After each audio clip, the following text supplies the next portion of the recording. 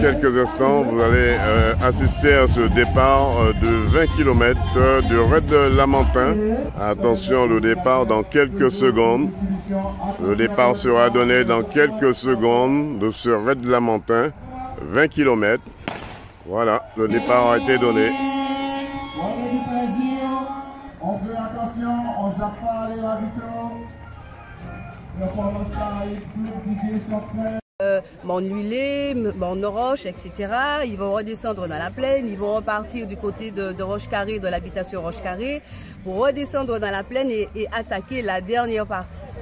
La dernière partie, on est à la 6e édition, c'est bien cela? Alors c'est ça, donc édition 2023, c'est la 6e édition du raid Lamentin.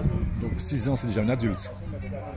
On va dire ça, mais vous savez, chaque année les choses évoluent. Nous avons eu 2 années de Covid quand même, une année où nous n'avons pas eu de course. L'année d'après, donc en 2021, c'était une édition un petit peu particulière qui avait été intitulée Raid Lamentin Rivet-Paty.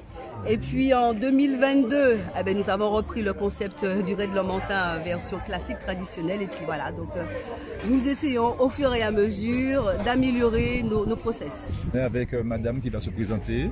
Donc Danielle Mélis, adhérente de la TLT et bénévole sur la team Lamtrim. Et le rôle de Danielle, c'est quoi aujourd'hui? Alors aujourd'hui, je m'occupe du stand de ravitaillement de l'arrivée pour accueillir les coureurs après leur périple du jour.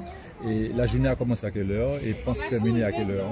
Alors la journée, on a commencé très tôt, on a commencé à 4h30 ce matin et puis on devrait finir dans l'après-midi. D'accord. Et exactement, le rôle du bénévole, bon, vous êtes là sur place ou même parfois vous allez sur le parcours s'il y a des blessés, c'est ça? Alors, en fait, le rôle du bénévole, il intervient à plusieurs niveaux. C'est-à-dire que chaque bénévole a un rôle bien défini. Donc, on a des bénévoles qui sont sur les ravitaux, sur le parcours des différentes courses. On a les bénévoles qui servent de jalonneurs pour s'assurer que les coureurs soient bien orientés. Et puis, effectivement, on a tous les bénévoles du pôle sécurité, de la sécurité civile pour l'assistance au secours, aux coureurs si jamais il y a un souci sur le parcours.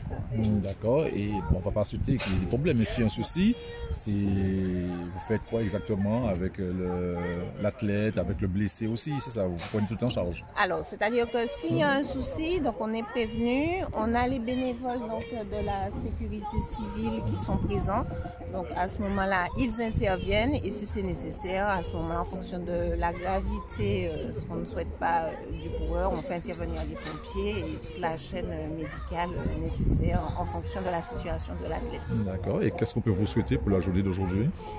Eh bien, qu'est-ce qu'on peut nous souhaiter pour la journée d'aujourd'hui? Que tout se déroule sans problème et que les coureurs s'amusent sur le parcours. C'est tout ce qu'on peut leur souhaiter. D'accord, merci.